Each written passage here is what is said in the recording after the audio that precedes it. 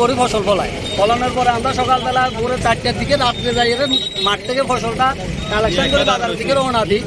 ওই সময় এটা রওনা দেওয়ার পরে আমাদের এখানে থানার যে ওসি কেতুবাবু তিনি মালটা রাস্তার মধ্যে আটকা দেওয়ানোর পরে প্রায় দীর্ঘ 2 ঘন্টার সময় কোন অফিসার আটকাইছে?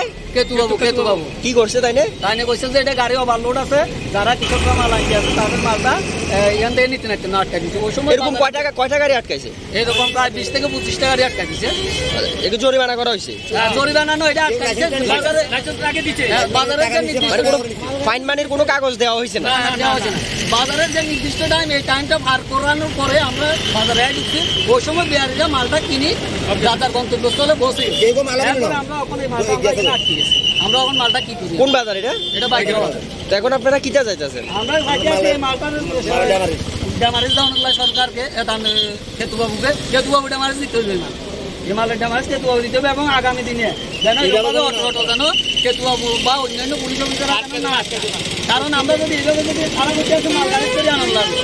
মাল গাড়ি করে আমরা 2 ব্যাগ মাল গাড়ি করে যদি আনি, মাল গাড়ি আমরা 2 ব্যাগের দাম আসবে 500 টাকা। আর মাল গাড়ি রিজার্ভ আসবে এটার দাম 1000 টাকা। আমরা যে 1000 টাকা দিয়ে মালটা আনি বাজার বিক্রি করতে এখন আপনার জমা করেনি, কাটেনি, কাটে না সরকারি গাড়ি জমা।